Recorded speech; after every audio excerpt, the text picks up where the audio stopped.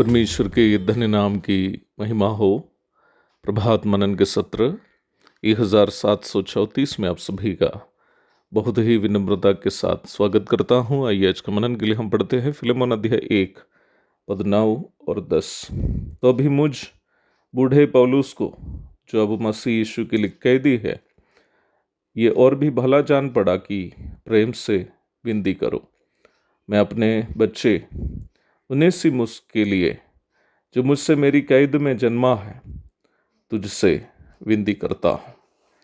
पौलुस की रचना शैली अत्यधिक आकर्षणीय शैली है।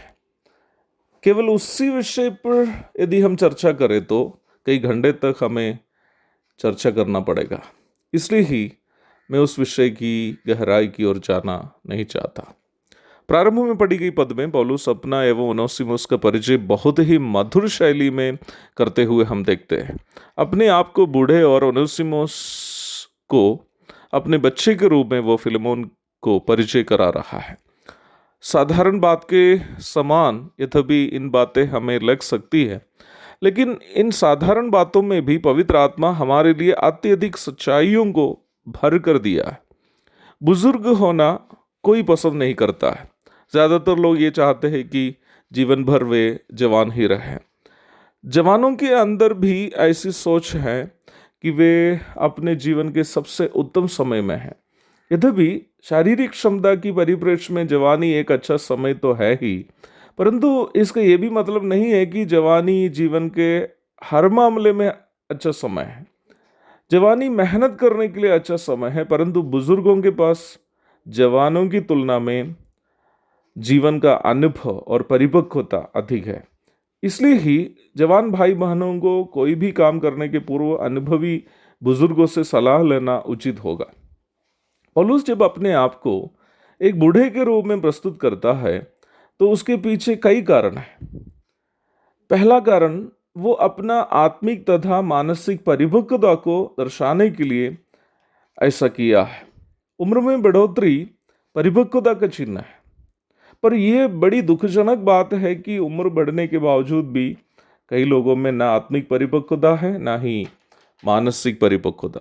प्रभु हमें जो जीवन दिया है, इसमें हम जितना अधिक आगे बढ़ते हैं उतना हमें परिपक्व होना जरूरी है। इफिसी अध्याय 4 पद 14 से 16, इब्रानी अध्याय 6 पद 1 और 2 अवश्य पढ़ लीजिएगा।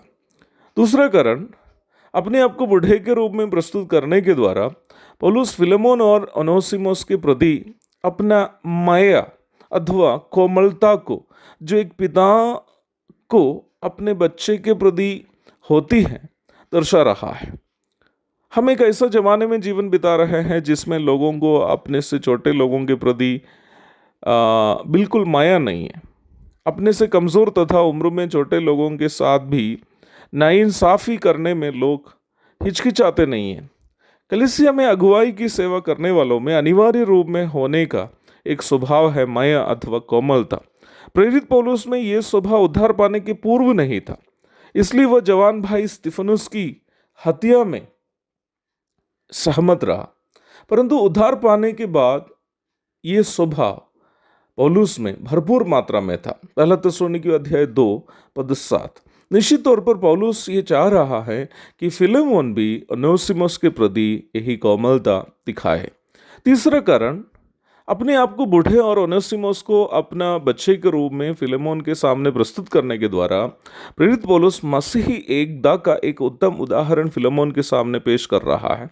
ओनेसिमुस एक गुलाम है, उसको ना ही रोमी नागरिकता है, ना अन्य सौभाग्यताएं हैं जो फिलेमोन और पौलुस को थी, परंतु एक गुलाम युवक को अपना बेटे के रूप में प्रस्तुत करने के द्वारा पौलुस फिलेमोन को ये समझा रहा है कि मसीह में ना ही कोई दास, ना कोई स्वतंत्र, ना यहूदी, ना यूनानी, हम सब एक ही आत्मा के द्वारा एक देह होने के लिए बपतिस्मा लिया है। पहला कुरिन्थी 12:13। वास्तव में आत्मा के बपतिस्मा नामक शिक्षा को यहाँ प्रेरित पौलुस अपने जीवन के द्वारा दर्शा रहा है।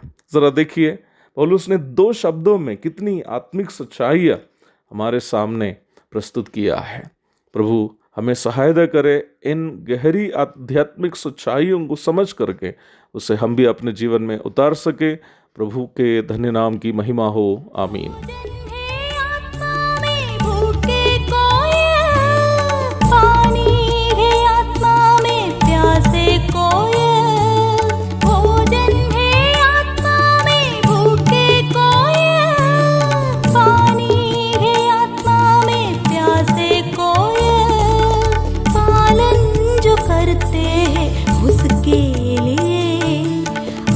आशीष पाने का साधन है यह, पालन जो करते हैं उसके लिए आशीष पाने का साधन है यह। ये है वचन, प्यारा वचन, यीशु मसीह का प्यारा वचन।